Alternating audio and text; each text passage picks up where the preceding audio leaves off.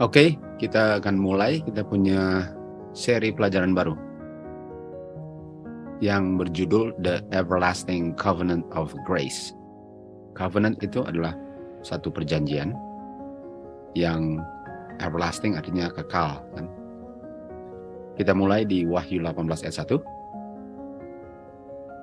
Dikatakan di sini ada malaikat yang turun dari surga, dan kita tahu malaikat itu artinya pekabar. Dengan pekabarannya artinya ada pekabaran yang asalnya dari surga, dikabarkan oleh orang-orang yang memiliki pekabaran ini tentu saja.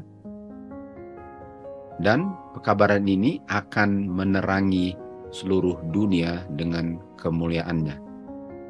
Artinya pekabaran ini ada hubungannya dengan kemuliaannya Bapa.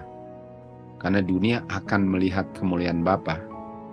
Dunia akan diterangi dengan kemuliaan Bapa. Artinya pekabar ini akan mengabarkan pekabaran mengenai kemuliaannya Bapa. Sehingga dunia akan diterangi atau akan melihat kemuliaan Bapa. Oke, apa itu kemuliaan Bapa?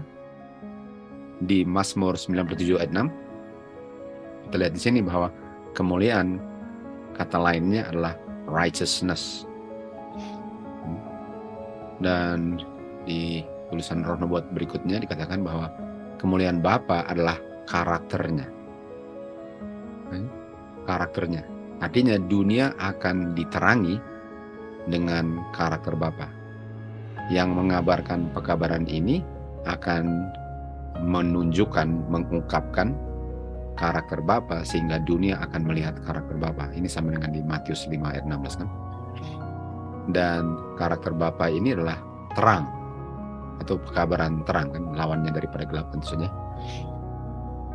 Lalu dikatakan di sini bahwa dengan memandang akan Dia atau dengan memandang karakternya atau kemuliaannya, kita dirubahkan menjadi seperti karakternya.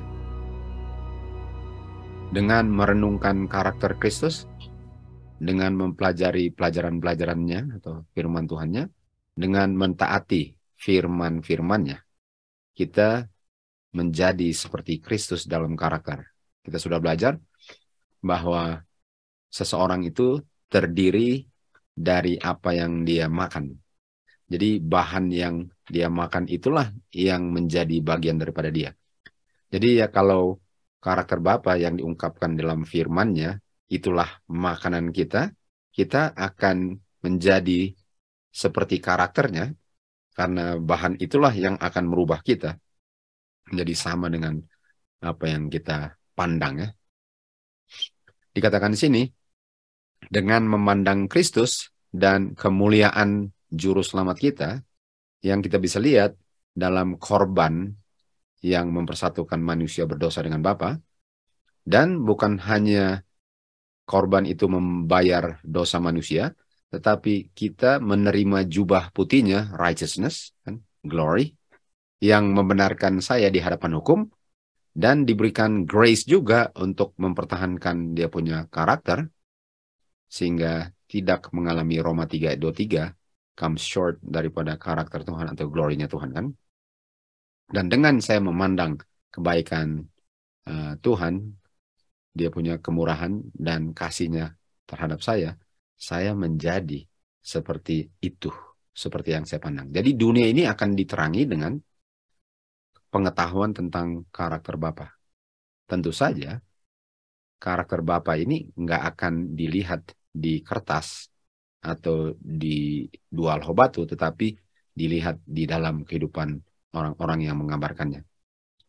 Sehingga dunia akan melihat karakter Bapa diberikan contoh dalam kehidupan pekabar-pekabarnya, bukan hanya sekedar bilang tentang karakter Bapa, sementara pekabarnya tidak memiliki karakternya. Oke, inilah yang dikatakan di Wahyu 18 ayat 1. Oke, di 2 Korintus 3 ayat 18 dikatakan, kita memandang dengan muka terbuka, artinya wajah kita tidak ditutupi sehingga kita buta, ya. Jadi dengan saya nggak buta, dengan wajah saya nggak ditutup, sama dengan umat Tuhan di Sinai nggak bisa melihat wajahnya Musa karena Musa menutup wajahnya karena mereka tidak sanggup untuk melihat wajahnya. Tetapi dengan tudung itu dilepas sehingga saya bisa melihat the glory of the Lord, karakter Bapa, melalui kabarannya, melalui hukumnya, saya dirubahkan menjadi seperti apa yang saya pandang dari glory to glory. Glory to glory artinya kita harus tetap belajar, nggak cukup untuk sekali mempelajari firman Tuhan kalau kebenaran itu diungkapkan berdasarkan kemampuan sesuai dengan Yohanes 16 ayat 12 dan seterusnya kan. Oke. Sekarang living epistle. Epistle itu surat. Dan kita tahu Alkitab itu surat. Surat tertulis ya. 2 Korintus 6, 2 Korintus 3 ayat 6 dikatakan, kita ini minister. Minister artinya kitalah yang ministry, mengabarkan ini new covenant. Kitalah yang mengabarkan pekabaran new covenant. Nanti kita akan belajar apa new covenant. Tapi bukan kita menunjukkan pekabaran new covenant itu dengan menunjuk ayat di Alkitab, karena ayat di Alkitab itu tertulis, not of the letter. Jadi bukan hanya tunjukin di tulisan letter di Alkitab, tetapi kita mengabarkannya oleh roh. Dan roh itu kita tahu memberikan kehidupan, bukan membunuh. Kan? Jadi kalau oleh roh artinya tulisan-tulisan di Alkitab itu sudah dihidupkan dalam kehidupan saya. Dan untuk ministrinya, untuk mengabarkan kebenaran ini, saya hidupkan. Jadi tulisan-tulisan itu mereka bisa baca dalam kehidupan saya. Karena dia punya ministry adalah ministry of the spirit, bukan ministry of the letter. Kan? Dan kabaran yang akan menerangi seluruh dunia dengan kemuliaannya adalah kabaran yang dikabarkan berdasarkan karakter dan kehidupan orang yang mengabarkannya, bukan sekedar bilang tentang firman Tuhan di Alkitab, sementara mereka punya kehidupan tidak sesuai dengan apa yang tertulis di situ. Jadi pekabarannya adalah pekabaran orang punya karakter atau kehidupannya yang dilihat oleh dunia, di mana dunia diterangi dengan kemuliaan. Dan 2 Korintus 3 ayat 2 dikatakan, kamu adalah surat yang mana surat itu tertulis dalam hati kamu, dan kamu mengungkapkan isi surat yang ditulis di hati kamu dalam kehidupan kamu, sehingga bisa dikenal semua orang dan bisa dibaca semua orang, karena yang dibaca adalah kamu punya kehidupan. 1 Korintus 3 ayat 16 dikatakan, kamu tidak tahu bahwa kamu adalah the temple of God. Kita tahu kamu adalah temple of God, artinya kamu adalah tubuh bangunan Kristus. Bukan gedung kan? Bukan gedung. Kamu bukan gedung, kamu manusia hidup. Kamu tidak tahu bahwa kamu adalah temple of God, dan roh Tuhan yang menuliskan kebenaran itu di dalam hati kamu, berdiam dalam kamu. Jadi hanya dengan roh Tuhan berdiam dalam saya lah, saya bisa menjadi living epistle. Saya bisa menjadi surat yang hidup, bukan surat yang tertulis. Daripada pekabaran yang menerangi seluruh dunia dengan kemuliaannya. Kita lanjut. Di Ulangan 31, ayat 24 dikatakan, tibalah waktunya waktu Musa sudah selesai menulis. Jadi Musa yang tulis perkataan-perkataan daripada buku hukum, kita sudah belajar kan, ada seri The Book of Law. Jadi walaupun ini buku ini ditulis oleh Musa isinya, tapi instruksi untuk apa yang ditulis itu diberikan Kristus kepada Musa, sehingga ini hukumnya Tuhan yang disampaikan melalui Musa untuk disampaikan kepada umat Israel dan ditulis oleh Musa. Beda dengan 10 hukum ditulis oleh jari Tuhan kan. Dan setelah Musa selesai menulis The Book of the Law itu, Musa memerintahkan untuk buku ini ditempatkan di sebelah samping daripada tabut perjanjian. Artinya kita tahu bahwa tabut perjanjian itu lokasinya di bilik maha suci. Dan bilik maha suci itu tempat sekali setahun kehadiran Jehovah God kan. Dia hadir di situ, dan kalau sanctuary itu melambangkan tubuh manusia, bilik maha suci itu melambangkan kita punya mind, kita punya pikirannya, kepala kita. Kita punya kepala kan. Di dalamnya ada otak. Disitulah 10 hukum ditulisnya. Dan kalau 10 hukum ditulisnya di dalam kita punya mind, apa selain 10 hukum yang diletakkan di dalam bilik maha suci atau ditulis di dalam kita punya mind sehingga kita bisa menjadi living epistle dan menerangi dunia dengan kemuliaannya? The Book of Moses. Jadi buku Musa ini yang kita tahu adalah statutes dengan judgment kan, dan dia punya gospel juga kan, di Keluaran 20 kita sudah belajar. Itulah yang perlu ditulis di kita punya mind. Dan orang-orang yang tertulis hukum Tuhan, karakter Tuhan kan, tertulis di dahi mereka di Wahyu 14 ayat 1, meterai karakter Bapa.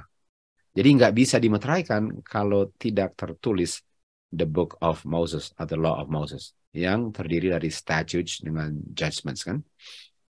Inilah orang-orang yang akan menerangi dunia dengan kemuliaannya. Lalu kita lihat di kutipan berikut di Patriarchs and Prophets, halaman 13 paragraf 2 dan 3. Kita lihat di sini umat Tuhan diingatkan akan kekudusannya hari Sabat. Dan agar umat Tuhan tidak melupakan kekudusan hari Sabat, kita tahu hari Sabat itu ditulis di 10 hukum dan diletakkan di bilik maha suci. Sementara kita tahu buku Musa pun diletakkan di bilik maha suci. Dan fungsinya untuk mengilustrasikan, membuat sederhana, sehingga umat Tuhan tidak perlu melanggar 10 hukum karena mereka mengerti prinsip 10 hukum dengan mereka mempelajari akan hukum Musa ini. Jadi umat Tuhan diingatkan untuk menjaga kekudusan daripada hari Sabat, dan apa yang Tuhan berikan supaya umat Tuhan bisa memelihara kekudusan 10 hukum. Yang diberikan adalah yang ditulis di buku Musa, dan yang diberikan adalah yearly feast. Feast tahunan. Itulah yang diberikan. Dan itu diberikan agar umat Tuhan bisa menjaga kekudusan daripada hari Sabat, hari ke-7. Jadi penting sekali untuk buku Musa ini ditulis di dalam pikiran hati manusia, di kepala ya. Dan artinya penting sekali untuk umat Tuhan mengetahui dan memelihara yearly feast kalau mau memelihara hari Sabat dengan sempurna. Karena karakter Bapa yang diungkapkan melalui hukumnya, termasuk the Law of Moses, adalah orang-orang yang mengertinya karena mereka mengerti feast dan memelihara feast, sehingga mereka bisa mengerti karakter Bapa, dan merekalah yang akan menerangi dunia dengan kemuliaan Bapa, karena di dahi mereka tercatat oleh Roh Kudus hukum-hukum Tuhan, 10 hukum dan hukum Musa, sehingga mereka bisa mengabarkan terang yang menerangi dunia dengan kemuliaannya. Dan hukum-hukum ini, termasuk hukum feast ini ya, hukum-hukum ini termasuk feast, dicatat oleh Musa dan disimpan sebagai fondasi daripada hukum negara, dan disimpannya bersama-sama dengan prinsip 10 hukum, dan diberikannya untuk mengilustrasikan 10 hukum. Dan dengan memelihara 10 hukum, itulah syaratnya untuk menerima janji yang dijanjikan Tuhan atau covenant kepada Israel untuk bisa hidup di tanah perjanjian untuk selama-lamanya. Jadi kalau saya nggak mengerti hukum Musa, sehingga saya tidak memelihara apa yang ditulis di hukum Musa untuk mengilustrasikan dan membuat lebih mengerti 10 hukum, kan? Saya tidak bisa memenuhi syarat untuk tinggal di tanah perjanjian untuk selama-lamanya. Dan nggak bisa mengabarkan pekabaran yang menerangi dunia dengan kemuliaannya kalau pekabaran itu adalah berdasarkan apa yang ditulis di dahi saya dengan Roh Kudus, dan yang ditulis adalah 10 hukum dan hukum Musa yang mengungkapkan karakter Bapa yang sempurna. Di Matius 5 ayat 14 dan 16 dikatakan, kamu adalah terang dunia. Atau kamu adalah terang dunia sama dengan kamu akan menerangi dunia dengan kemuliaan Bapa. Dan kalau kamu adalah terang dunia, karena kamu di dahi kamu tertulis oleh Roh Kudus hukum Tuhan yang adalah 10 hukum dengan dia punya hukum Musa yang menjelaskan, mengilustrasikan, membuat sederhana agar umat Tuhan tidak melanggar 10 hukum. Kamulah terang dunia. Dan kalau saya bukan terang dunia karena saya tidak memiliki terang daripada karakter Tuhan yang diungkapkan di dalam hukumnya. Okay? The Law of Moses dengan the Moral Law atau the Ten Commandments. Okay? Jadi dunia akan diterangi dengan kemuliaannya oleh orang-orang yang seperti ini. Okay? Inilah ajaran Alkitab. Okay? Kita lanjut di 2 Korintus 3:3 dikatakan, kamu adalah surat yang ditulis bukan dengan tinta, tetapi ditulis oleh Roh Bapa yang hidup. Dan ditulisnya bukan di dua loh batu, tapi di hati kamu. Di kamu punya pikiran, di kamu punya dahi. Ini meterai namanya. Artinya orang-orang yang dimeteraikan adalah orang-orang yang di dahi mereka, di mereka punya mind, ya, heart, tercatat oleh Roh Kudus, oleh Roh Tuhan, karakter Bapa yang diungkapkan dalam hukumnya, the Law of Moses dengan the Ten Commandments. Okay? Itulah yang dimeteraikan. Dan kita tahu mereka ini adalah bagian daripada 144.000 dari semua orang yang akan masuk kerajaan surga waktu Tuhan Yesus datang kedua kalinya. Oke. Jadi mari kita mau lihat mengenai the two covenants, ya. Kita mau belajar sedikit tentang the two covenant, oke? Di Jeremia 31 ayat 31 dikatakan, Tuhan bilang, saya akan membuat perjanjian baru. Okay? Perjanjian baru itu covenant yang baru. Dan kita tahu covenant itu berdasarkan janji, ya. Dengan rumah Israel, dengan rumah Juda. Jadi kita bisa lihat bahwa Tuhan punya covenant ini bukan dengan orang Gentiles. Kenapa penting untuk kita tahu ini? Karena ada orang yang bilang bahwa hari Sabat itu hanya untuk orang Yahudi. Berdasarkan ini, kan? Well, kalau hari Sabat untuk orang Yahudi, artinya kalau bukan orang Yahudi nggak bisa masuk kerajaan surga karena Tuhan membuat perjanjiannya hanya dengan orang Israel, betul? Jadi kalau bilang, oh hari Sabat hanya untuk orang Yahudi, well, artinya kamu nggak bisa masuk kerajaan surga karena janjinya bukan untuk orang Gentiles. Tapi apa artinya untuk menjadi orang Yahudi? Di Roma 2 ayat 28 dan 29 dikatakan, dia bukan orang Yahudi. Okay. Secara lahir, ya, dia bukan orang Yahudi karena kelihatan dari luarnya. Dia adalah orang Yahudi di dalam.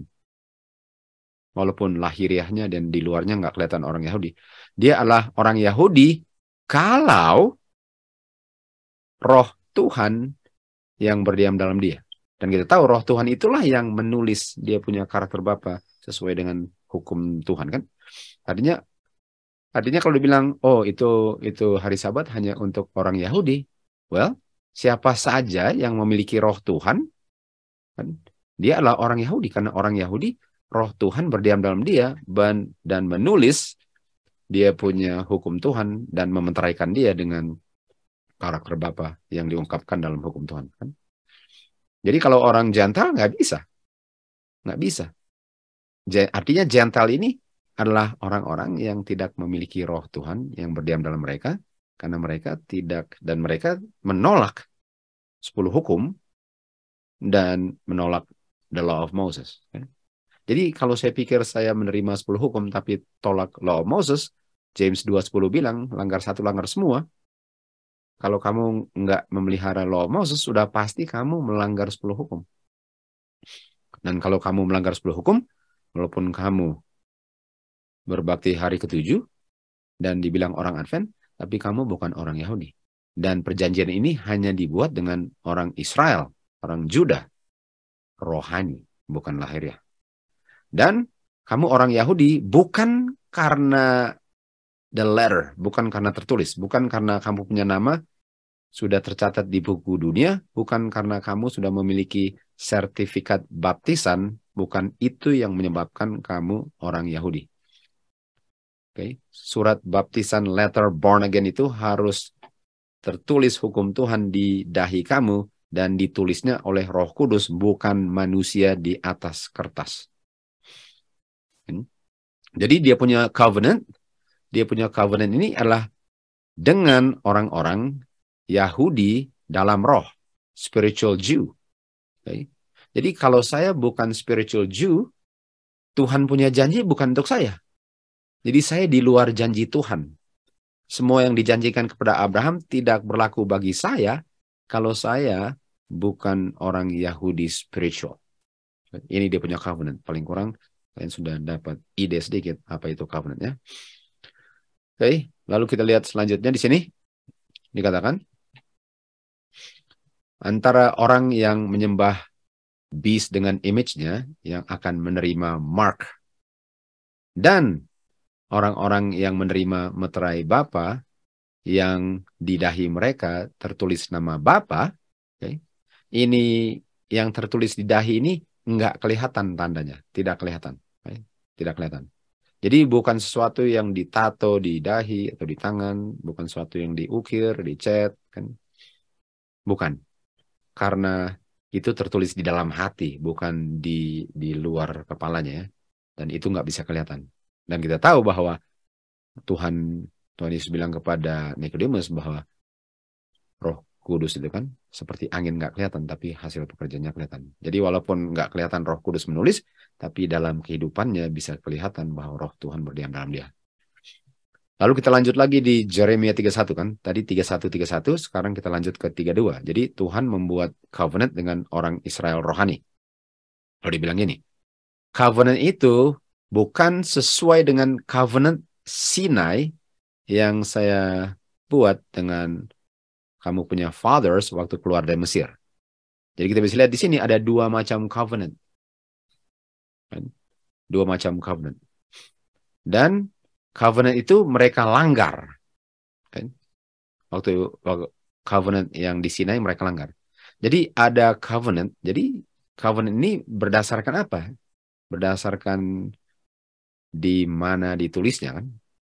Karena yang satu ini covenant Sinai ini sudah tahu kita tulisnya di letter kan, dan bukan Roh Tuhan yang menulis hukum Tuhan di dahi atau di dalam kita punya mind atau heart, tapi covenant Sinai ini ditulis di letter atau outwardly. Jadi mereka orang Jews, tapi Jews outwardly. Jadi satu covenant yang bukan ditulis oleh Roh Tuhan di dalam kita punya heart, dan yang satu covenant yang ditulis di kita punya dahi atau di kita punya mind oleh Roh Tuhan. Dan Tuhan bilang ini covenant ini yang saya mau buat dengan Israel bukan berdasarkan covenant di Sinai, karena mereka melanggar itu kan. Dan di Keluaran 24 ayat 7 langgarnya ialah mereka bilang gini, semua yang Tuhan bilang melalui Musa, semua yang Tuhan bilang kamu harus gini, jangan begini, harus begini, jangan begini, semua perjanjian untuk memenuhi janji ini mereka bilang apa? Kita akan menurut dan kita akan melakukan. Kita tahu di Yohanes 15 ayat 5 Tuhan bilang tanpa aku kamu nggak bisa melakukan apa-apa. Di Roma 7 ayat 18 dikatakan bahwa walaupun kamu mau berbuat yang baik kamu nggak bisa. Ini covenant Sinai. Covenant Sinai ialah saya mau memenuhi janji Tuhan. Sementara the new covenant ini Tuhanlah yang memenuhinya kalau saya percaya. Itu bedanya kan. Itu beda daripada dua covenant itu. Yang satu covenant berdasarkan iman. Yang satu covenant berdasarkan saya punya usaha. Yang satu itu saya mau menghasilkan anak Ishak melalui Hagar. Sementara new covenant itu adalah Tuhanlah yang menghasilkan Ishaknya karena saya percaya. Okay? Itu dia punya dua covenant. Okay? Lalu ayat 33. Ayat 33, ayat selanjutnya. Dan inilah covenant yang saya akan lakukan dengan orang Israel. Saya akan menulis, saya punya hukum di dalam hati mereka. Okay? Atau saya akan meletakkan atau menuliskan, kita tahu ditulis oleh Roh Kudus. Dan kita sudah belajar tadi, dia punya hukum apa? The Law of Moses, Statutes dengan Judgment, dengan dia punya Ten Commandments kan? Ini kan? Karena di bilik emas suci ditempatkan di situ, di bilik emas suci, dia punya tabut perjanjian, diletakkan apa?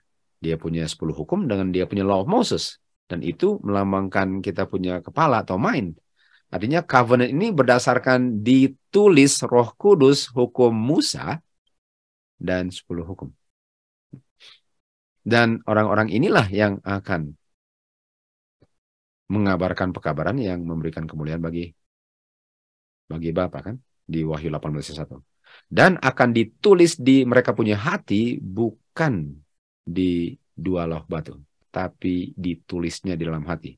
Inilah covenant Tuhan, di mana dia akan tulis melalui rohnya hukum Tuhan yang adalah karakter, sehingga karakternya ditulis di dahinya di Wahyu 14:1, dan yang memiliki meterai Tuhan atau nama Tuhan yang ditulis di dahi adalah 144.000.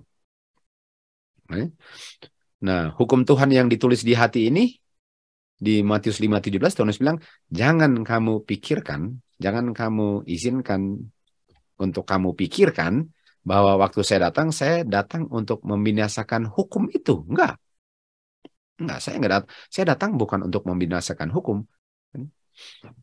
Saya datang untuk mengungkapkan kesempurnaan karakter Bapa yang diungkapkan dalam hukum. Artinya, saya mau menghidupkan karakter Bapa dengan menurut seluruh hukumnya.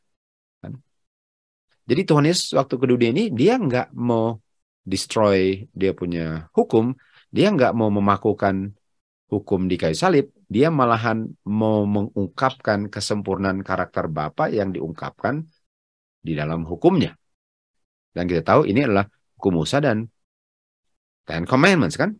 Jadi nggak ada daripada hukum Musa yang kita sudah tahu, ada dia punya feast tadi yang diberikan untuk umat Tuhan memelihara hari Sabat. Feast nggak dipakukan ke kayu salib. Feast tidak dipakukan ke kayu salib, karena kalau feast dipakukan ke kayu salib, umat Tuhan nggak pernah bisa dimeteraikan, kan? Nggak bisa pernah menerima meterai, nggak pernah bisa dengan sempurna memantulkan karakter Bapa, nggak pernah sama sekali. Kalau hukum itu dipakukan, kan kita sudah mengerti, banyak orang pikir bahwa kalau bicara hukum, mereka cuma pikir 10 hukum, sehingga kalau bukan 10 hukum dipakukan ke kayu salib. Dan kita sudah belajar itu sangat salah kan.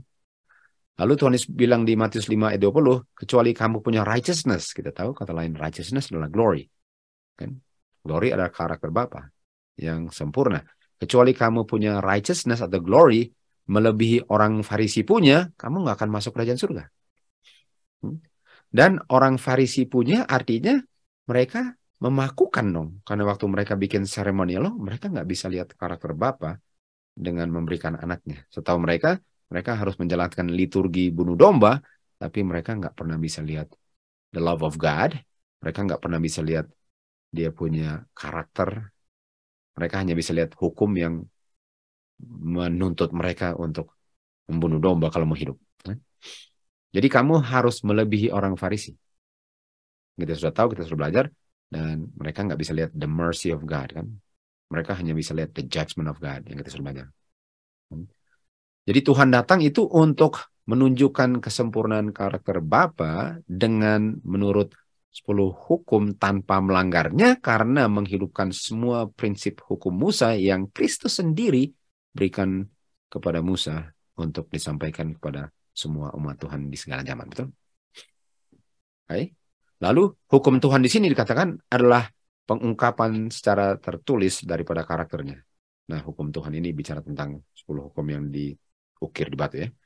Jadi hukum Tuhan ini tertulis, tapi tulisan itu sekedar mengungkapkan karakternya, tapi harus dihidupkan karakternya, baru bisa kamu punya righteousness melebihi orang Farisi.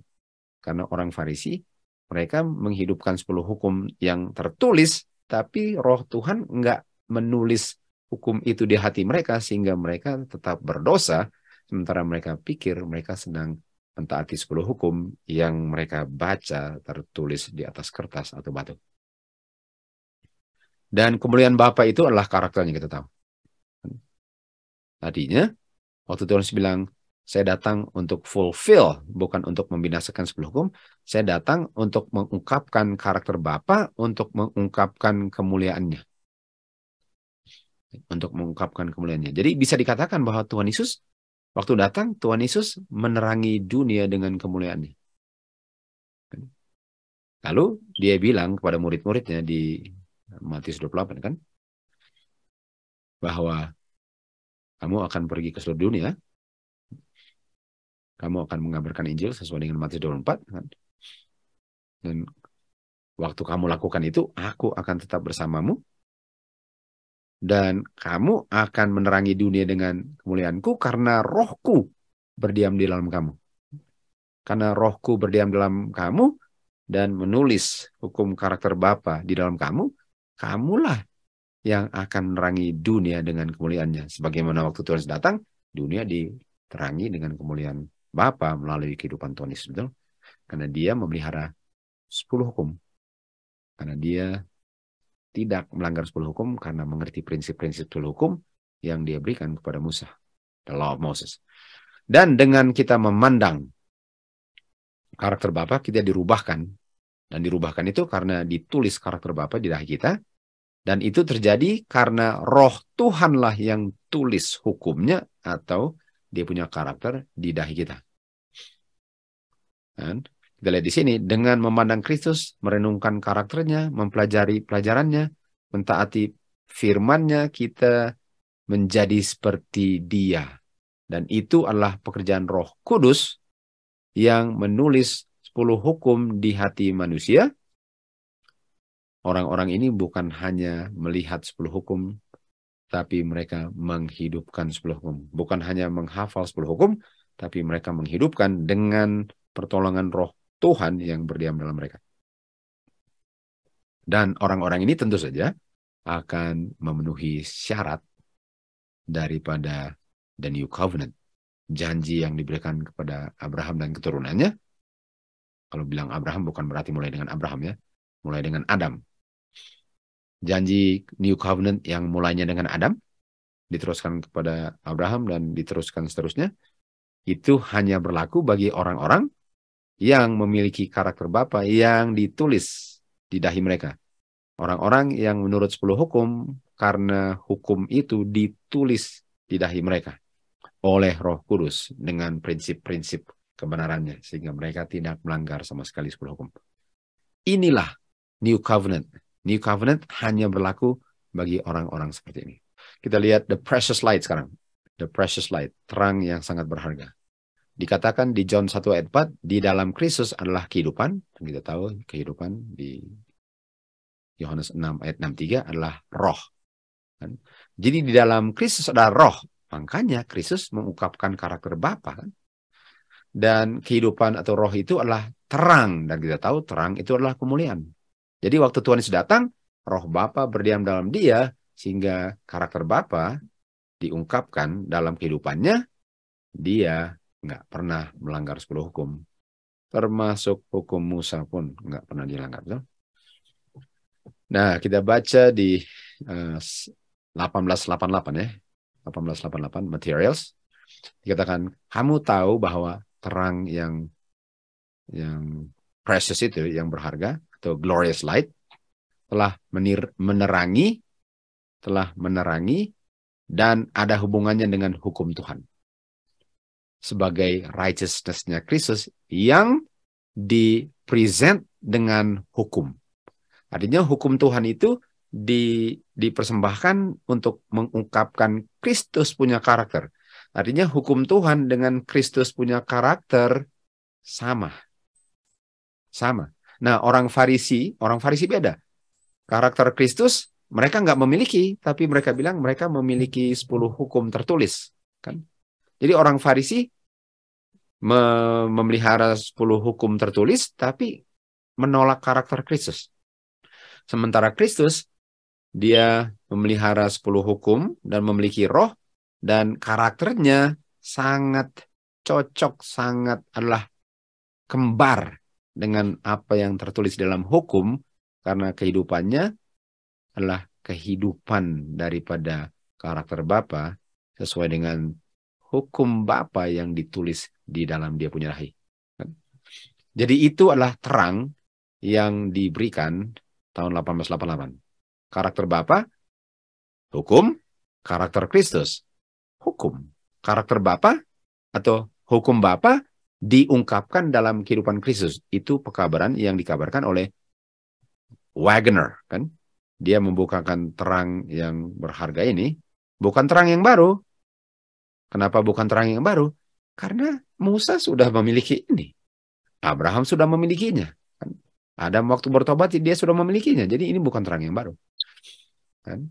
Dan banyak orang sudah kehilangan terang ini di dalam pikiran mereka. Kehilangan artinya apa? Mereka sudah dibutakan. Mereka sudah nggak bisa lihat. Sama dengan orang-orang di Keluaran 34. Mereka nggak bisa lihat wajah Musa. Dan kalau lihat wajah Musa ialah untuk lihat ini. Hukum Tuhan, the righteousness of Christ. Inilah yang dilihat kalau mau lihat wajah Musa. Karena Musa baru turun dari gunung dan dia sudah memantulkan karakter Bapa. Dan bagi orang-orang yang tidak bisa melihat ini, terlalu silau sehingga Musa harus menutup wajahnya agar mereka bisa bicara dengan dia, kan? Dan ini sudah diterangi dengan sangat jelas terangnya oleh Wagner tahun 1888, kan? Diterangi ini. Lalu kita lihat di 2 Korintus 3:13, kita lihat bahwa Musa menutup wajahnya karena umat Israel yang tidak bisa lihat the end daripada yang ditiadakan. Kita tahu yang ditiadakan adalah kematian. Artinya mereka nggak bisa lihat sesuatunya daripada kematian. Mereka nggak bisa lihat sesuatunya daripada kematian. Oke, mari kita lihat. Kematian itu apa? Domba mati. Artinya mereka nggak bisa lihat sesuatunya dari korban domba. Korban dombanya mereka bisa lihat kematian.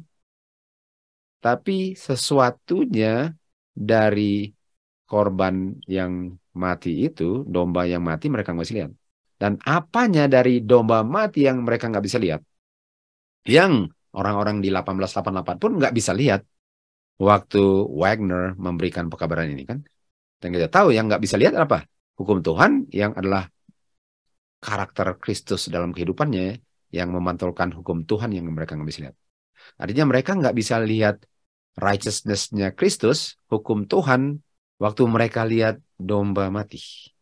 Nah, kata DN ini yang mereka nggak bisa lihat, kita bisa lihat adalah conclusion of an act or state, ya. Jadi konklusi artinya puncak daripada sesuatu. Akhirnya, yang paling mantap. Okay. Jadi mereka nggak bisa lihat sesuatu yang paling mantap dari domba yang mereka sembelih. Nah, untuk tahu apa DN yang mereka nggak bisa lihat dari domba yang mati, kita lanjut ke Roma 10. Roma 10 dikatakan, ayat 4, Kristus adalah DN daripada hukum untuk righteousness. Nah, kita lihat ya. Kristus adalah karakter Bapa yang diungkapkan dalam kehidupan Kristus yang memantulkan dengan sempurna hukum Bapa. Sekali lagi, Kristus adalah pengungkapan karakter Bapa dengan sempurna yang diungkapkan secara tertulis di dalam hukum Bapa. Okay? Itu yang nggak bisa dilihat orang-orang Israel di Roma, di Keluaran 34. Okay? Itu yang mereka nggak bisa lihat. Mereka nggak bisa lihat karakter Kristus adalah pengungkapan dengan sempurna hukum Bapa, dan kita tahu hukum Bapa ada apanya? Ada dia punya statutes dengan judgment, law Moses. Kan? Law Moses. Mereka nggak bisa lihat itu. Mereka tidak bisa melihat itu, kan? Lalu di Matius 5 ayat 17 dikatakan, Matius 5:17 dikatakan, jangan pikir saya datang untuk membinasakan hukum. Saya datang untuk menghidupkan karakter Bapa yang diungkapkan di dalam hukumnya. Artinya kalau kamu lihat hukum, cuplikan hukum yang sempurna adalah kehidupan Kristus. Cuplikan, kalau kamu melihat 10 hukum dengan sempurna, bukan hanya di atas kertas atau batu, lihatlah Kristus punya karakter. Itulah kenyataan sempurna daripada 10 hukum. Nah, orang Yahudi tolak karakter Kristus. Sementara mereka bilang mereka memelihara 10 hukum. Makanya Tuhan bilang, kamu harus lebih dari orang-orang Farisi. Karena walaupun mereka memelihara 10 hukum, tapi mereka memeliharanya tanpa roh Tuhan. Buktinya mereka mau bunuh saya, katanya kan. Apakah itu hukum Tuhan? Jadi sebenarnya mereka nggak memelihara hukum sama sekali. Mereka berusaha seperti Abraham untuk memenuhi janji Tuhan dengan pilih Hagar. Itulah mereka punya righteousness. Jadi Tuhan bilang, saya mau menggenapi, saya mau memenuhi tuntutan hukum. Kamu kan kalau masuk kerajaan surga, harus menurut 10 hukum dengan sempurna. Dan kalau saya tidak kasih tunjuk 10 hukum dengan sempurna, kamu selalu seperti orang Farisi. Dan kehidupan Kristuslah menjadi contoh daripada hukum Tuhan yang sempurna. Itu yang mereka nggak bisa lihat, sehingga Musa harus menudungi dia punya wajah, kan? Dan kata lain daripada fulfill apa? The end. Ini dia, the end. The end di sini, ini the end. Artinya mereka nggak bisa lihat wajah Musa, sehingga Musa menutupi wajahnya, karena mereka nggak bisa lihat karakter hukum Bapa yang sempurna di dalam kehidupan Kristus, yang adalah the end, waktu mereka bunuh domba. Jadi yang berakhir, domba matinya. The end-nya ini nggak pernah berakhir, walaupun katanya the end. Jangan pakukan the end-nya, yang dipakukan kematian dombanya. Karena waktu Tuhan Yesus mati, nggak usah mati lagi domba. Kematian yang dipakukan bukan karakter Bapa. Bukan karakter Bapa yang diungkapkan dalam hukum. Dan kalau saya pakukan dia punya feast, dan feast itu adalah cara saya untuk bisa mengerti hari Sabat. Hari Sabat adalah 10 hukum. Dan itu Tuhan Yesus dengan setia menghidupkannya. Kalau saya pakukan feast, itulah mengapa Roh Nubuat bilang umat Tuhan tidak mengerti rencana penebusan, karena mereka memakukan 10 hukum dengan mereka tolak feast dan bilang sudah dipakukan ke kayu salib. Dan ini kata fulfill adalah fully. Nanti kita lihat fully ya. Ini kata fulfill artinya fully. Artinya mereka nggak bisa lihat kesempurnaan daripada karakter Bapa dalam kehidupan Kristus waktu mereka melihat 10 hukum di 2 loh batu. Mereka nggak bisa lihat itu. Yang mereka bisa lihat, apa yang dibilang, jangan bersinah. Oke, jangan bersinah. Padahal prinsip jangan bersinah bukan hanya jangan bersinah. Kita tahu lebih dalam dari itu. Dan lebih dalam dari itu adalah the end, fulfill, fully. Itu, atau perfect, atau complete. Itu yang mereka tidak mengerti. Sehingga waktu lihat wajah Musa, sangat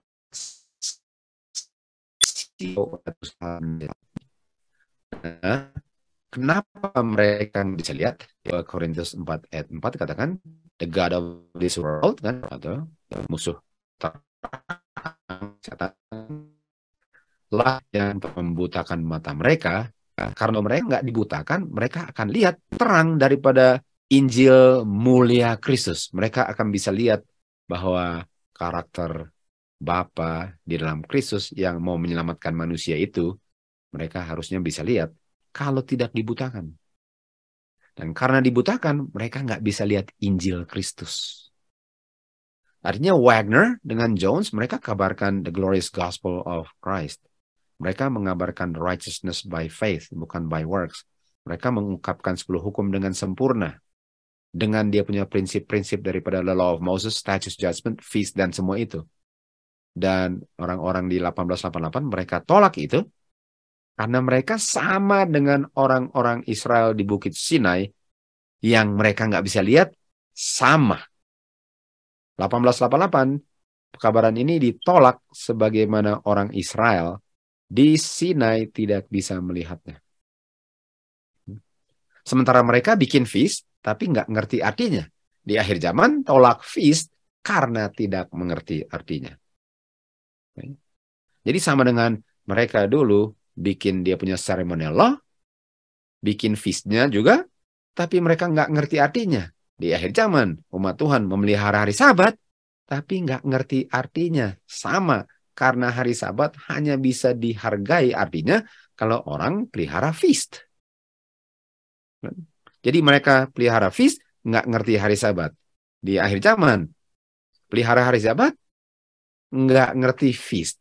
Sama-sama tolak hukum Tuhan. Wow, saya nggak mau bilang tolak, nggak ngerti. Okay. Dan kalau tolak pun nggak tahu kenapa. Dan mudah-mudahan waktu sudah belajar, merendahkan diri, bertobat, dan terima karena ini hal keselamatan. Artinya boleh saya katakan, kalau orang tolak feast dan dia pakukan feast ke kayu salib dan dia tetap mengeraskan hatinya, dia nggak bisa selamat. Nggak bisa selamat. Kenapa? Karena dia tolak hukum Tuhan. Dia nggak bisa memelihara 10 hukum. Bukan karakter Bapa yang ditulis oleh Roh Kudus. Karena hukum Tuhan ditolak, artinya yang kita baca tadi cuma ada 2 pilihan yang ditulis di dahi. Tanda binatang. Cuma tanda binatang. Di ayat 14 dikatakan pikiran mereka dibutakan sampai sekarang. Masih ada yang menutup wajah mereka waktu mereka baca The Old Testament. The Old Testament itu ada gospel. Ada. Dan gospel itu bisa dihargai kalau kita bisa mengerti hukum Musa. Kalau kita mengerti hukum Musa, kita bisa ngerti apa yang ditulis Musa dan nabi-nabi di Perjanjian Lama. Jadi kita lihat ini di Wahyu 18, dunia diterangi dengan kemuliaan Tuhan. Dunia diterangi dengan karakter Bapa yang diungkapkan dengan sempurna di hukum Tuhan. Dan orang-orang yang mengabarkan pekabaran ini, orang-orang yang mengabarkan pekabaran tentang dia punya hukum Tuhan ini, pekabarannya dengan suara nyaring, mereka bilang apa? Babylon sudah jatuh, sudah jatuh. Jadi, kalau saya tidak mengerti pekabaran daripada 1888 yang dibawakan Wagner dan Jones, dan kalau saya tidak mengerti tentang The Law of Moses dan tolak, atau alasan apapun menerimanya, tentu saja saya nggak akan kabarkan Babylon is fallen, karena itu dikabarkan oleh orang-orang yang menerima hukum Tuhan, hukum Musa, dan ditulis karakter Bapa di dahi mereka, sehingga mereka bilang Babylon sudah rubuh. Tentu saja orang-orang yang tidak bisa melihat kebenaran ini pun nggak akan keluar dari Babylon. Hanya orang yang bisa melihat kebenaran inilah yang akan keluar dari Babylon, kan? Lalu di ayat 4 dikatakan apa? Waktu orang-orang yang mengabarkan 10 hukum dengan sempurna, yaitu righteousness of Christ, waktu itu dikabarkan, waktu dibilang Babylon is fallen, kabarannya apa? Keluar dari Babylon, umat Tuhan. Umat Tuhan. Artinya ada umat Tuhan yang mengerti ini. Dan waktu mereka melihat ini, mereka akan keluar. Artinya yang tidak akan keluar, tidak mengerti, dan artinya bukan my people. Inilah yang akan menerangi dunia, sehingga orang-orang di Babylon akan keluar. Pekabaran ini dikabarkan oleh orang-orang yang mengerti hukum Tuhan. Karena sudah mempelajarinya, ditolong Roh Kudus untuk mengerti dan menghidupkannya, sehingga merekalah yang akan mengabarkan pekabaran ini. 1888. Dan saya melihat Tuhan ada anak-anaknya yang belum melihat dan memelihara hari Sabat. Jadi belum menerima terang. Tapi sudah ada roh Tuhan berdiam dalam mereka. Mereka tidak menolak terang yang dikabarkan yang menerangi dunia dengan kemuliaannya. Dan di saat mulai time of trouble, dan kita tahu ini time of trouble ini bukan 12:1, karena cuma ada satu time of trouble kan, terbagi 2. Bukan waktu Michael stand up. Umat Tuhan dipenuhi dengan Roh Kudus, dan mereka mengabarkan hari Sabat more fully. More fully. Nah, mari kita lihat. Mereka kabarkan hari Sabat more fully. Nah, kita lihat ya di sini. Mereka memiliki terang yang more fully. Dan dengan memiliki terang yang more fully, mereka bisa mengabarkan hari Sabat more fully. Nah, mari kita lihat. Ini kata fully. Ini kan fully. more fully kan? More fully. Pekabaran more fully adalah pekabaran righteousness-nya yang melebihi orang Farisi punya kan? Jadi orang Farisi punya righteousness itu Tuhan Yesus bilang kamu harus melebihi orang Farisi punya righteousness. Kalau melebihi artinya apa? More fully. Dan kita tahu bahwa hari Sabat hanya bisa dipelihara more fully kalau umat Tuhan mengerti prinsip daripada yearly feast dan memeliharanya. Jadi orang-orang yang mengabarkan kabaran ini adalah orang-orang yang memelihara dan mengetahui dan ditulis di dahi mereka hukum Musa, the moral law, sebagaimana Kristus memeliharanya dan mendemonstrasikannya fully. Dan hanya orang-orang inilah yang akan mengabarkannya, bukan orang-orang yang menolaknya. Artinya mereka memelihara feast. Dan hari Sabat ini more fully, kita tahu hari Sabat more fully karena Tuhan berikan yearly feast. Dan ini membuat gereja-gereja termasuk nominal Adventist marah. Karena mereka nggak bisa membuktikan salah kebenaran ini. Dan pada waktu itu umat Tuhan yang belum lihat sekarang dengan jelas bisa melihat kebenaran itu. Dan mereka keluar untuk bergabung dengan umat Tuhan dan sama-sama dianiaya. No, mereka keluar. Bukankah tadi pekabaran keluar dari Babylon itu dikabarkan oleh orang-orang yang sudah mengerti more fully daripada hukum Tuhan. Dan ada domba-domba Tuhan yang belum di kandang Tuhan, yang sudah memiliki roh Tuhan. Waktu mereka lihat more fully, mereka terima dan mereka bilang apa? Ini kebenaran yang kita tunggu-tunggu. Ini dia. Dan kita sudah lihat. Mereka lihat dengan jelas. Lihat dengan clearly ya. Waktu mereka lihat dengan jelas, Kristus memberikan kepada Musa prinsip-prinsip keagamaan yang akan menuntun mereka dalam kehidupan mereka sehari-hari. Dan yang diberikan kepada Musa adalah statutes untuk menjaga agar 10 hukum tidak dilanggar. Statutes ini, yearly feast ini bukan bayang-bayang yang dipakukan ke kayu salib. Dan statutes ini berlaku selama-lamanya sebagaimana 10 hukum. Dan statutes ini clearly dengan jelas menjelaskan 10 hukum. Jadi kenapa umat Tuhan yang di luar kandang sekarang bisa lihat dengan jelas? Karena umat Tuhan mengabarkan statutes dengan judgment, remember the law of Moses, dan mereka ajarkan tentang yearly feast. Karena mereka hidupkan yearly feast dan mereka memeliharanya. Jadi gak bisa pekabaran malaikat ketiga dikabarkan oleh orang yang tolak feast. Orang yang memakukan feast, orang yang memakukan statutes dengan judgment, orang yang memakukan law of Moses, apapun yang mereka kabarkan, mereka tidak mengabarkan pekabaran malaikat ketiga. Karena ini hanya bisa dikabarkan kalau mereka menerima law of Moses. Umat Tuhan yang keluar dari Mesir sudah dibutakan dengan mereka waktu tinggal di Mesir. Dan mereka nggak siap untuk menerima fully. Ini ya, fully. Ini kata fully kan? Dengan fully. Prinsip-prinsip 10 hukum. Dan tuntutan 10 hukum agar bisa more fully dimengerti, diberikan precepts tambahan. Dan hukum ini namanya judgment yang diberikan melalui Musa. Dan Musa bukan hanya terima judgment, Musa terima statutes. Namanya Law of Moses, Maleakhi 4 ayat 4. Artinya, untuk umat Tuhan atau untuk umat Tuhan yang mengaku umat Tuhan tapi matanya buta, mereka nggak bisa lihat ini seperti di zaman Israel, mereka punya mata buta, nggak bisa lihat wajah Musa. Mereka tolak statutes judgment, walaupun pelihara feast, tapi mereka nggak ngerti artinya. Sama dengan pelihara hari Sabat, tapi nggak ngerti artinya. Itu dibutakan. Itu dibutakan. Karena hari Sabat kalau bukan feast, itu bukan Sabbath more fully. Kalau saya mengerti bahwa hari Sabat itu feast, bulanan itu feast, kan? Mingguan itu feast, dan tahunan itu feast, baru fully. Kalaupun saya menerapkannya dengan benar, bukan hanya secara liturgi saya lakukannya kan.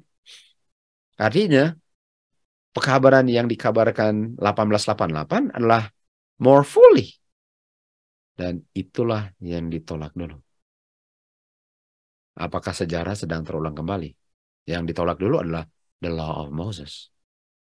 Yang ditolak di 1888 adalah law of Moses, statutes, judgments. Yang sedang ditolak akhir zaman, law of Moses, statutes, judgment. Termasuk feast. Artinya, pertanyaannya, mereka keep feast, tapi mereka nggak ngerti. Di akhir zaman, orang-orang bikin perjamuan, tapi nggak ngerti artinya. Mereka pelihara hari Sabat dulu, tapi nggak ngerti artinya. Umat Tuhan di akhir zaman pelihara hari Sabat, tapi tidak pelihara more fully. Betul, hari Sabatnya benar. Dulu mereka feast-nya benar. Hari Sabatnya benar. Benar, tapi harus more fully. Itu hanya tertulis di kertas atau di walau batu. Itu nggak more fully. Dan yang membuat umat Tuhan di luar kandang masuk dan bergabung dengan umat Tuhan adalah pekabaran hari Sabat more fully. More fully. Dan hanya yang hidup sesuai dengan yang more fully lah berlaku janji Tuhan akan tanah perjanjian yang akan didiami semua anak-anak Adam untuk selama-lamanya di bumi ini waktu sudah diciptakan kembali. Covenant itu ialah kamu akan mendiami tanah perjanjian untuk selama-lamanya kalau kamu memelihara hukum Tuhan. Dan hukum Tuhan itu terdiri dari hukum Musa. Hukum Musa.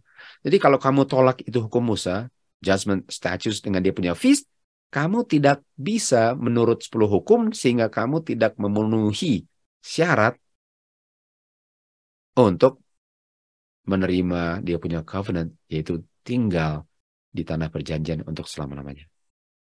Itu covenantnya. Itu janjinya. Okay?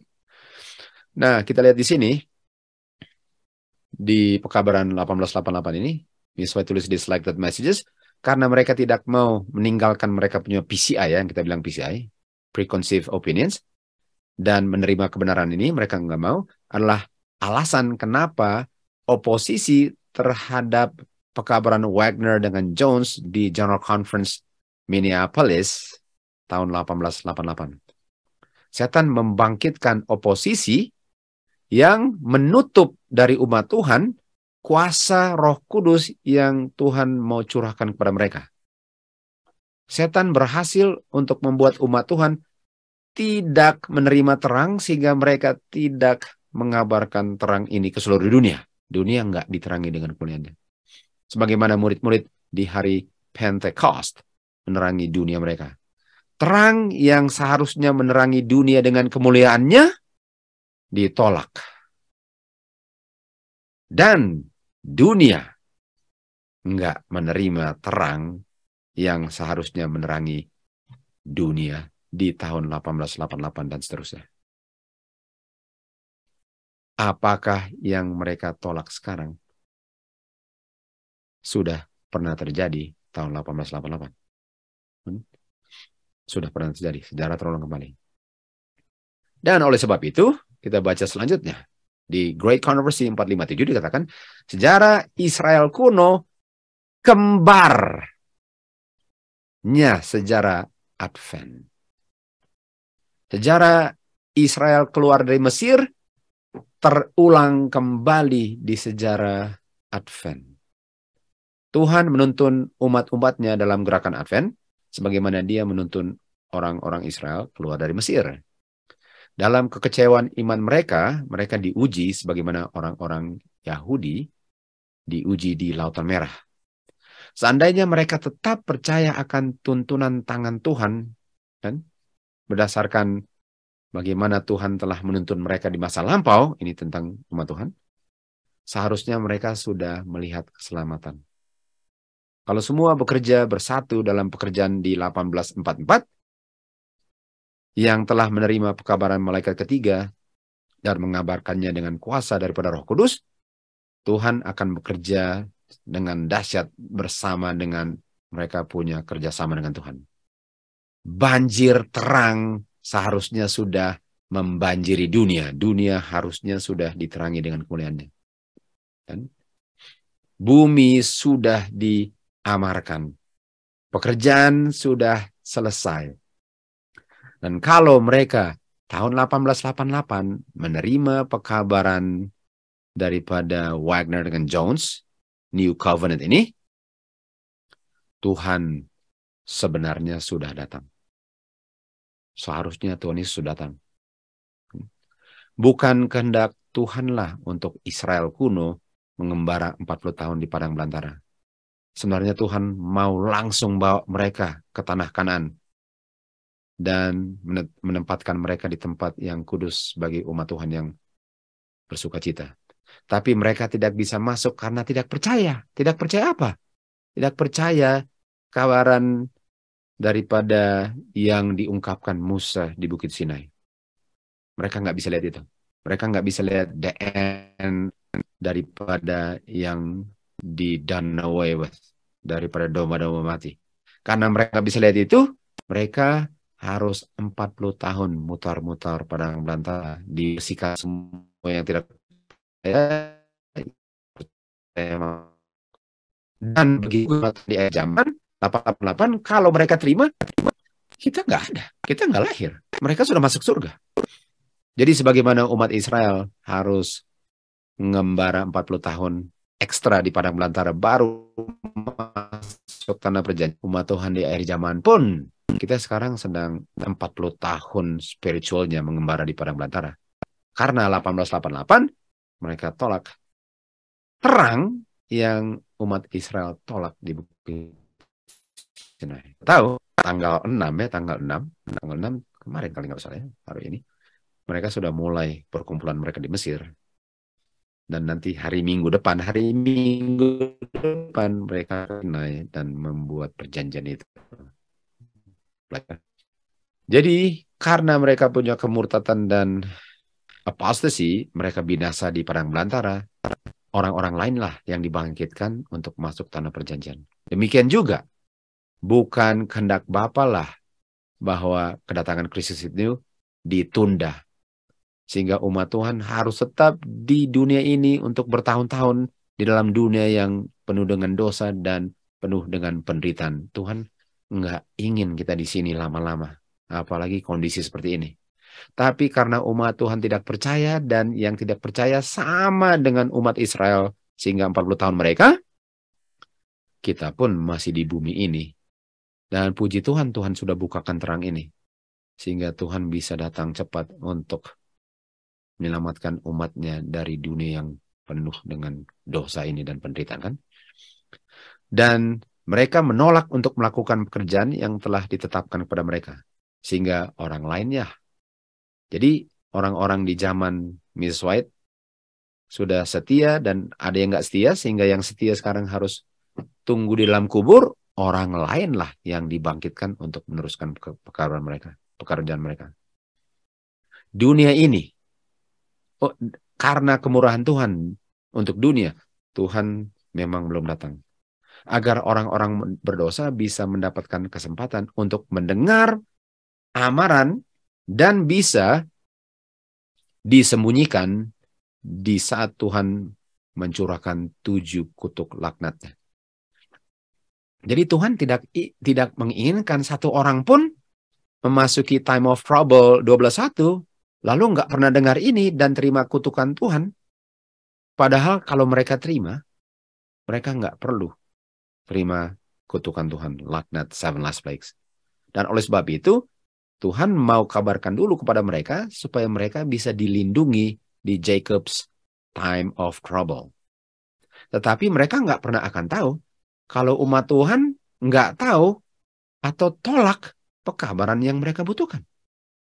Jadi kita bisa lihat bahwa Tuhan akan datang kalau ada umat Tuhan yang terima pekabaran ini dan menghidupkannya dan mengabarkannya sehingga umat Tuhan di luar kandang bisa terima dan kalau yang tolak-tolak, yang terima-terima sehingga semua yang sudah bisa terima sudah terima, barulah Tuhan lepaskan dia punya 7 kutuk dan orang yang terima kutuknya adalah yang sudah lihat tapi tolak. Tapi yang nggak pernah lihat tapi sudah lihat bisa dilindungi di Jacob's time of trouble. Jadi kedatangan Tuhan Yesus tergantung dari umat Tuhan. Menerima, menghidupkan, mengizinkan Roh Kudus untuk menulis dahi mereka, memantulkan dengan sempurna dengan kuasa Roh Kudus, mengabarkannya dengan kuasa Roh Kudus, dan orang-orang yang akan selamat karena akan terima perlu diselamatkan, dan yang akan binasa akan binasa. Makanya time no longer. Ini pekabaran tidak ditentukan oleh waktu, tapi ditentukan oleh umat Tuhan menerima, menghidupkan, dan mengabarkan pekabaran yang banyak orang sedang tolak. Banyak orang tolak. Tapi kita tahu Tuhan Yesus akan datang. Karena ada yang terima. Ada orang yang tulis kepada saya, misalnya bilang, menanyakan apakah pekabaran justification by faith dibenarkan melalui iman atau righteousness by faith? Apakah itu pekabaran malaikat ketiga? Kita tahu malaikat ketiga itu mempersiapkan kedatangan Tuhan Yesus. Apakah righteousness by faith, justification by faith yang dikabarkan Wagner itu mempersiapkan kedatangan Tuhan Yesus? Kita tahu jawabannya. Misalnya bilang, pekabaran tiga malaikat sesungguhnya. Jadi kalau kita mengerti tentang pekabaran righteousness, justification by faith, kita harus mengerti law of Moses. Nggak bisa tanpa law of Moses. Nggak bisa kita mengerti pekabaran malaikat ketiga kalau kita tolak feast. Nggak bisa. Kalau kita tolak law of Moses itu, nggak bisa pekabaran itu menjadi righteousness by faith. Nggak bisa menjadi pekabaran malaikat ketiga. Itulah yang akan membuat Tuhan Yesus datang dan muncul di awan-awan. Okay. Tuhan dalam kemurahannya memberikan pekabaran yang sangat berharga kepada umat Tuhan melalui Wagner dan Jones. Pekabaran ini mengangkat Kristus lebih tinggi karakternya, kan? Korban untuk dosa dunia. Dan pekabaran Wagner dan Jones 1888 adalah justification through faith, pekabaran malaikat ketiga. Dan orang-orang diundang untuk menerima the righteousness of Christ. Nggak bisa ada righteousness kecuali saya menurut 10 hukum dan tidak berdosa. Karena mengerti law of Moses dan dengan kuasa Tuhan untuk menolong saya, baru Tuhan diangkat tinggi. Dan saya terima pekabaran Jones dengan Wagner yang dikabarkan dulu sekarang. Dan ini pekabaran righteousness by faith diungkapkan dalam penurutan semua hukum Tuhan. Semua hukum Tuhan. Harus semua hukum Tuhan. Dan itu hanya bisa kalau kita mengerti the law of Moses. Nggak bisa kalau kita tolak law of Moses.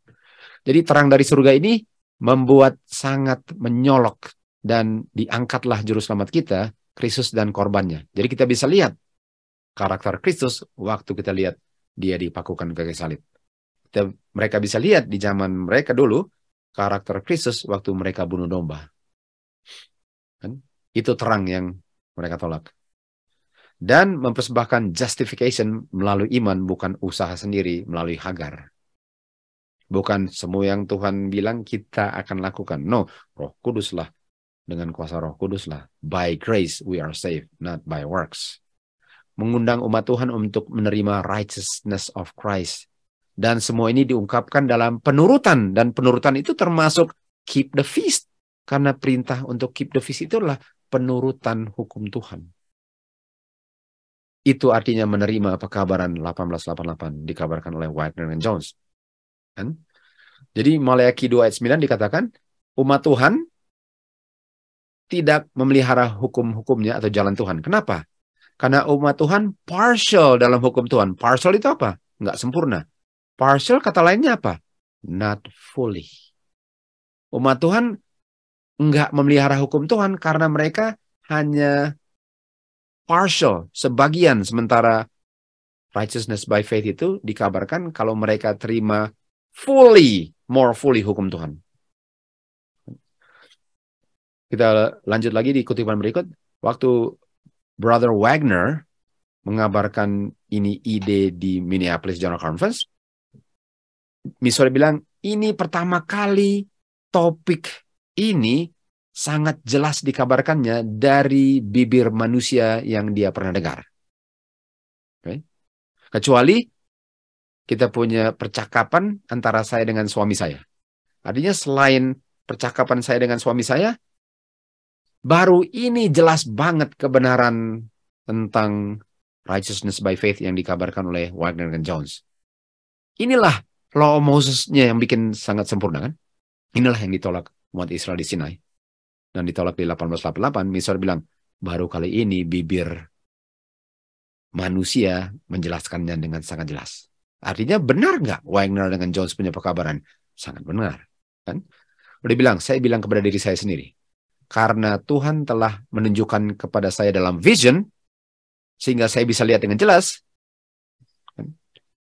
Jadi dari mana Miss White tahu bahwa itu sangat benar? Karena Miss White sudah lihat kebenarannya dalam visionnya. Dan pertama kali dia dengar orang lain ngomong ialah waktu Wagner bicara. Dia bilang, itu persis apa yang Tuhan tunjukkan kepada saya dalam vision. Lalu mereka misalnya bilang apa? Mereka tidak bisa melihatnya. Mereka buta. Mereka buta. Orang-orang di General Conference 1888 buta. Kan? Lalu dia bilang apa? Waktu dipersembahkannya kepada saya, setiap fiber, setiap saya punya sel-sel tubuh, setiap fiber hati saya bilang apa? Amin. Saya setuju. Jadi apakah yang dikabarkan Wagner karena ditolak Tuhan sebelum datang? Dan apakah umat Israel 40 tahun di padang belantara karena tolak pekabaran yang sama?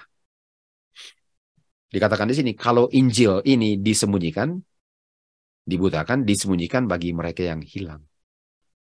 Artinya kalau orang nggak bisa lihat ini, hasilnya hilang, nggak selamat. Karena dia diselamatkan dari dosa. Dengan catatan diselamatkan dari dosa artinya dia tidak berdosa. Bagaimana dia bisa tidak berdosa kalau hukum Tuhan dilanggar karena tidak mengerti prinsip 10 hukum? Bagaimana dia bisa dipisahkan dari dosa kalau dia masih berdosa? Karena nggak bisa melihat ini. Dan setan telah membutakan pikiran orang. Karena kalau nggak dibutakan, mereka akan lihat terang daripada glorious gospel-nya Kristus. Inilah yang membuat kenapa Tuhan belum datang. Tapi sekarang pekabaran sudah dikabarkan lagi. Sudah dibukakan lagi. Ini menunjukkan bahwa Tuhan Yesus sudah datang. Dan kita bisa tahu, setelah mereka tolak ini pekabaran di Bukit Sinai, setelah itu kan, satu kali putar, masuk kan. Pertama kali mereka nggak berhasil putar, berikutnya masuk. Dan karena sejarah terulang kembali, walaupun 1888 nggak masuk, tapi putaran kedua masuk. Puji Tuhan, saudara-saudara. Dengan catatan kita bagian daripada gerakan Tuhan ini. Umat Tuhan yang dia bilang adalah harta pusakanya sangat di privilege ya, sangat memiliki kehormatan untuk menerima dua sistem hukum. Moral dengan seremonial. Moral dengan seremonial. Yang moral ini menunjuk kepada Bapa ya. Kepada Bapa yang menciptakan bumi ini. Moral itu 10 hukum menunjukkan kepada Bapa yang menciptakan bumi ini. Yang tuntutannya dari 10 hukum nggak pernah berakhir. Yang akan selalu ada untuk selama-lamanya. Itu moral law. Itu moral law. Sementara yang satu lagi, seremonial, diberikan karena orang melanggar 10 hukum. Artinya kalau nggak ada pelanggaran, nggak akan dikasih. Dan penurutan kepada 10 hukum ini, kalau kamu mau menurut 10 hukum, karena kamu melanggar, kamu harus melaksanakan seremonial law dengan memberikan korban dan persembahan. Yang menunjukkan kepada Kristus nanti. Sebagaimana gambar ini kita lihat, mereka bikin korban dan semoga mereka bisa lihat kasih Bapa di dalam korban itu. Dan kita bisa lihat bahwa Kain nggak bisa lihat itu, makanya dia nggak mau ada yang dibunuh. Artinya dia nggak bisa lihat karakter Bapa dalam kematian Kristus dengan dia tolak domba.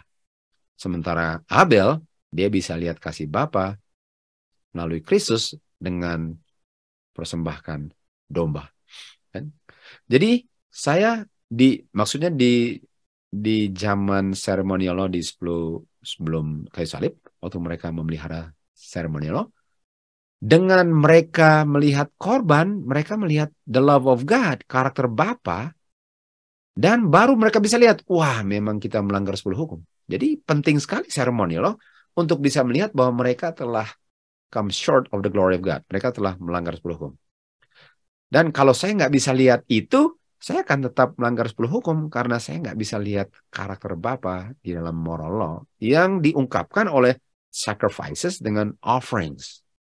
Dan kita tahu yang ditiadakan kematiannya, tapi prinsipnya berjalan terus.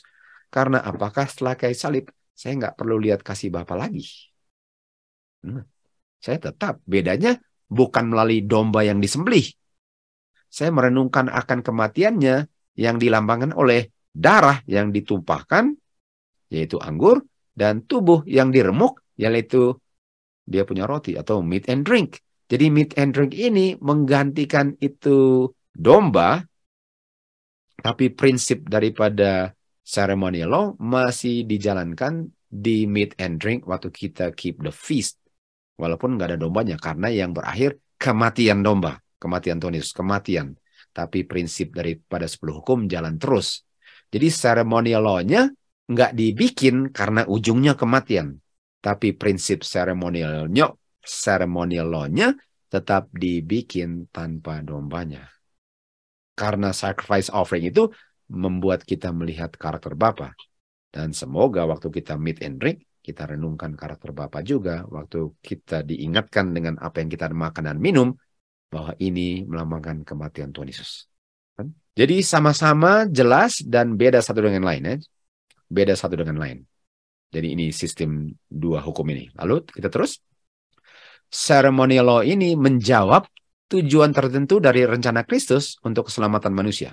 Keselamatan dari dosa. Artinya ceremonial law ini menolong orang selamat, artinya terpisah dari dosa. Dan terpisah dari dosa ialah untuk tidak melanggar 10 hukum. Betul? Artinya perlu nggak ceremonial law? Apakah ceremonial law itu menolong orang menurut 10 hukum? Iya.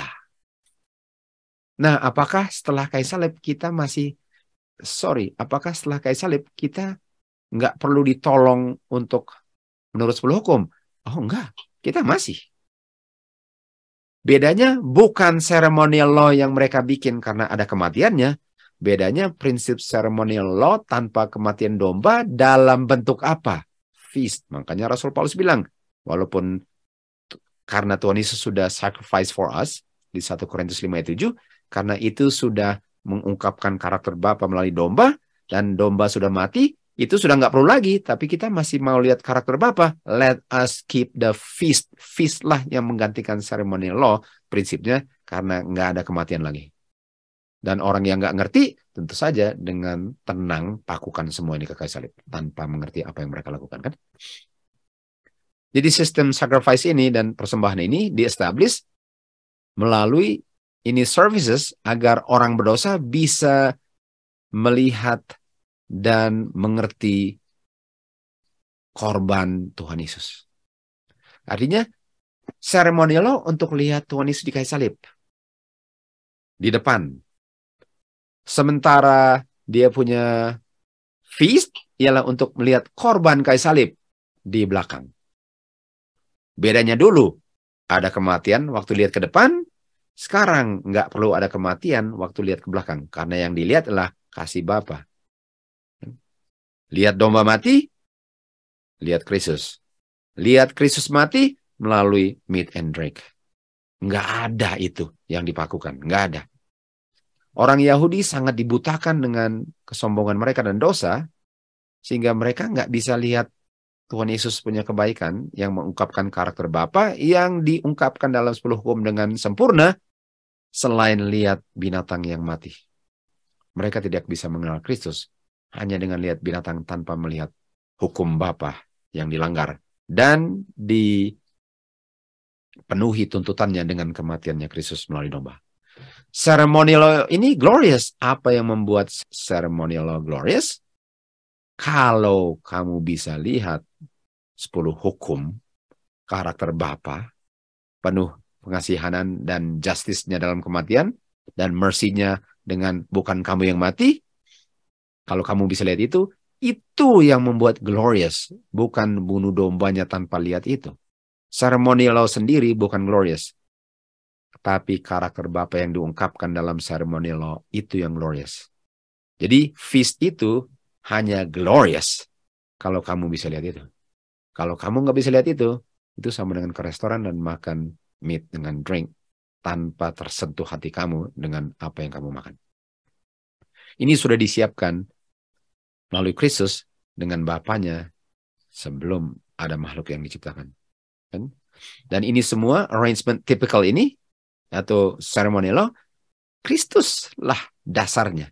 Kristuslah penggenapan daripada binatang-binatang yang mati karena pelanggaran hukum Bapanya, hukum Jehovah.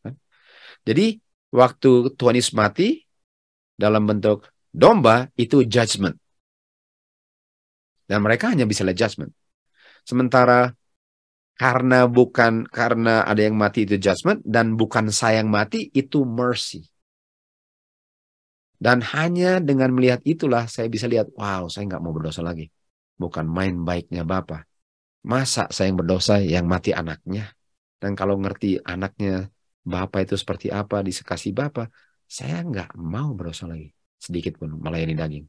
Kalau lihat itu yang membuat dua hukum itu glorious. Bedanya satu lebih glorious, karena yang satu itu benar-benar Tuhan Yesus yang mati. Sementara yang satu adalah domba yang mati.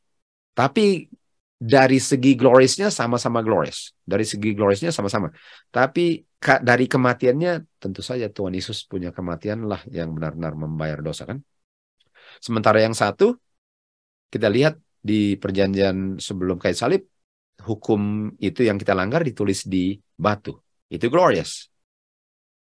Karakter hukumnya, bukan batunya, bukan tulisannya. Sementara yang lebih glorious adalah sekarang ditulis oleh Roh Kudus di dalam hati kita. Itu yang lebih glorious kan. Karena itu, walaupun yang glorious itu kalau kamu bisa lihat gloriousnya. Tapi di perjanjian, di New Covenant, ditulis di dalam hati, itu yang more glorious. Karena bisa dihidupkan, bukan hanya bisa dibaca. Okay. Jadi kita lihat sekarang, kutipan berikut Review and Herald, dikatakan bahwa hukum types ini berakhir di Kristus. Kan? Sudah berakhir di Kristus. Status dengan judgment menunjukkan duty daripada manusia terhadap sesama manusia dan sangat dipenuhi dengan instruksi yang sangat penting mendefinisikan, membuat sederhana prinsip 10 hukum. Dan bisa meningkatkan pengetahuan keagamaan dan bisa menjaga umat Tuhan untuk tetap beda dan terpisah dari bangsa-bangsa yang menyembah berhala.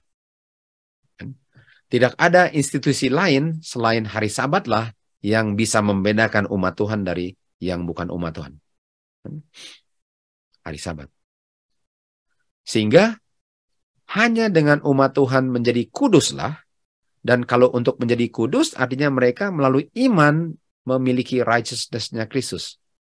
Dan kita tahu untuk mempertahankan jubah, kita harus menurut 10 hukum dengan sempurna, dengan catatan saya memelihara status dengan judgment, atau mengerti prinsipnya, barulah righteousness of Christ itu bisa diterima dan dipertahankan dengan kuasa Roh Kudus. Barulah umat Tuhan yang memelihara hari Sabat, karena tidak melanggar satu iota pun daripada 10 hukum, bisa dibedakan dari yang tidak memelihara 10 hukum walaupun mengaku sebagai pemelihara 10 hukum. Yang benar-benar memelihara hari Sabat dibedakan dari yang memelihara hari Sabat tapi nggak tahu bahwa hari Sabat itu feast. Kan?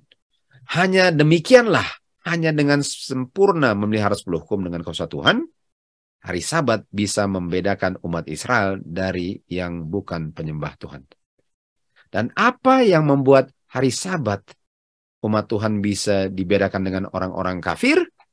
Kalau mereka terima dan memelihara feast, barulah mereka bisa dikenal sebagai umat Tuhan yang memelihara hukum Tuhan dan menyembah Tuhan, dibedakan dengan orang-orang kafir yang menyembah berhala. Dan ini berikan untuk kebaikan Israel agar umat Tuhan bisa menjadi orang-orang yang kudus. Dan prinsip ini diberikan kepada Musa dan prinsip ini adalah statutes yang diberikan agar umat Tuhan tidak melanggar sebuah hukum. Dan ini bukan bayang-bayang, ini berlaku selama-lamanya, artinya feast berlaku selama-lamanya, enggak dipakukan di kayu salib, malahan dia menjelaskan dengan jelas 10 hukum agar tidak dilanggar. Kepada sidang Laodikia ditulis apa? Kamu buta. Bukankah sidang Laodikia lah sidang yang sedang dihakimi, kita belajar di akhir zaman, di hari penghakiman kan? Dan di hari penghakiman standar untuk bisa tidak dinyatakan hilang ialah standar karakter Bapa yang diungkapkan di 10 hukumnya yang dihidupkan oleh umatnya. Tapi kalau umatnya buta terhadap karakter Bapa 10 hukum, bisakah dia dinyatakan holy di hari penghakiman? Nggak bisa. Nggak bisa. Sama sekali nggak bisa. Kita lihat di sini ada peperangan. Dan peperangannya ialah setan memerangi hukum Tuhan. Artinya setan memerangi Law of Moses. Artinya setan akan menganjurkan bahwa Law of Moses, statutes, judgment sudah dipakukan ke kayu salib. Karena dia memerangi hukum Tuhan. Betul? Setan bertekad untuk membawa dia punya ide sendiri, caranya sendiri, untuk merubah hukum daripada pemerintahan Tuhan. Dan dengan setan mau merubah hukum Tuhan, itu sebabnya ada perang di surga. Peperangan di surga disebabkan karena setan mau merubah hukum Tuhan. Dan apa yang terjadi di akhir zaman? Setan pun berhasil melalui orang-orang untuk merubah hukum Tuhan dengan memakukan hukum Tuhan. Memakukan. Sementara mengaku pelihara hukum Tuhan, mereka memakukannya. Dan sementara mereka pikir mereka memelihara, mereka sedang melanggarnya. Karena mereka menolak yang Tuhan berikan untuk bisa mengerti dan tidak melanggar hukum Tuhan. Kejadian 4 kita lihat Kain bawa persembahan yang enggak menggambarkan kayu salib. Abel membawa dia punya korban yang menggambarkan kayu salib. Artinya kita bisa lihat bahwa waktu setan serang hukum Tuhan, dia bilang apa? Dia mempengaruhi Kain kan? Anak Kain wrath, marah. Dan kita lihat di Wahyu 12:17, naga wrath, marah. Artinya Kain memiliki roh setan. Dan Kain nggak mau bawa apa? Persembahan. Yang boleh dikatakan seremonial, yang menunjukkan dia punya apa? Yang menunjukkan dia punya karakter Bapa waktu Tuhan Yesus mati kayu salib. Dan seremonial diteruskan prinsipnya dalam apa? Dalam feast. Artinya Kain akan tolak feast, akan tolak meat and drink. Sebagaimana dia tolak dia punya seremonial, dia pun kalau hidup setelah kayu salib, dia akan tolak dia punya meat and drink. Sementara Abel, sebelum kayu salib, dia bawa domba, dan Abel kalau hidup setelah kayu salib, dia akan meat and drink tanpa bunuh domba. Jadi kita bisa lihat, waktu setan serang, dia serang siapa? Yang ditaklukkan siapa? Kain. Yang dia nggak taklukkan siapa? Abel. Abel bikin apa? Ceremonial law. Dan ceremonial law itu punya prinsip dilakukan dalam meat and drink. Artinya, setan tidak bisa taklukkan orang yang bawa domba sebelum kayu salib, dan orang yang sungguh-sungguh memelihara feast dengan meat and drink mingguan, bulanan, tahunan. Itulah Abel. Dan oleh sebab itu Kain marah. The dragon was wrath. Sama kan? Yang diperangi apa? Hukum Tuhan. Dan yang diperangi khususnya apa? The law of Moses. Walaupun Musa belum ada, tapi prinsipnya sudah ada kan? Kain dan Abel melambangkan dua kelompok yang akan tetap ada di dunia ini sampai tutup pintu. Noh, tunggu, tutup pintu. Tapi kan setelah kayu salib nggak ada domba lagi. Sementara Kain dan Abel ada sampai setelah kayu salib. Artinya prinsip daripada domba dilanjut dalam meat and drink tanpa domba. Abel keep the feast. Abel meat and drink dan feast. Sebelum kayu salib, Abel meat and drink feast tanpa domba setelah kayu salib. Satu kelompok mereka melakukan appointed sacrifice at the appointed time. Abel melakukan appointed sacrifice. Sementara Kain, dia bilang apa? Kita nggak butuhkan darah Kristus. Nah, darah Kristus itu domba dengan apa? Apa darah Kristus setelah kayu salib? Anggur. Anggur kan? Meat and drink. Jadi yang satu bilang kita nggak butuhkan darah Kristus. Sementara itu anggur melambangkan darah Kristus. Mereka bilang kita bisa selamat tanpa grace dengan usaha mereka sendiri. Kita bisa selamat tanpa keep the feast. Dan banyak sekarang sedang melakukan kesalahan yang sama sebagaimana Kain sangat fatal. Mereka bilang apa? Kita nggak perlu meat and drink. Drink darah Kristus. Dan kita tahu darah Kristus hanya Musa yang bisa mendekat Tuhan Yesus karena darah Injil. Kita tidak butuhkan Injil Kristus. Kita tidak perlu lihat kuasa penciptaan dan kuasa penyelamatan. Kita bisa selamat sendiri seperti Kain. Dan cara untuk umat Tuhan bergantung kepada Kristus punya darah di setelah kayu salib adalah apa? Meat dengan drink, darah anggur. Wahyu 14:12. Di akhir zaman ada umat Tuhan yang memelihara hukum Tuhan. Dan mereka ada iman, bukan usaha sendiri. Roma 2:4. Waktu mereka melakukan dia punya ceremonial law, mereka melihat the goodness of God, karakter Bapa, dan mereka bertobat. Umat Tuhan setelah kayu salib, waktu mereka makan meat dengan drink, mereka merenungkan kebaikan Bapa dalam anaknya waktu di kayu salib. Itulah yang membuat umat Tuhan bertobat. Dan setan marah dan memerangi umat Tuhan yang memelihara hukum Tuhan, testimony, law of Moses, statutes, dan judgment. Umat Tuhan yang menerangi dunia dengan kemuliaannya lah sasaran setan di akhir zaman. Oleh sebab itu, saudara-saudara, mari kita ingat hukum Musa, memelihara statutes judgment, keep dia punya mingguan, bulanan, tahunan feast, karena sejarah sedang terulang kembali. Kita bisa mempercepat kedatangan Tuhan Yesus.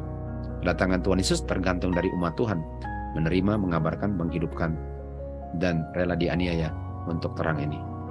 Tuhan Yesus sudah mendatang. Marilah kita bersungguh-sungguh sangat mengerti bahwa kita sudah di jam-jam terakhir daripada sejarah dunia ini.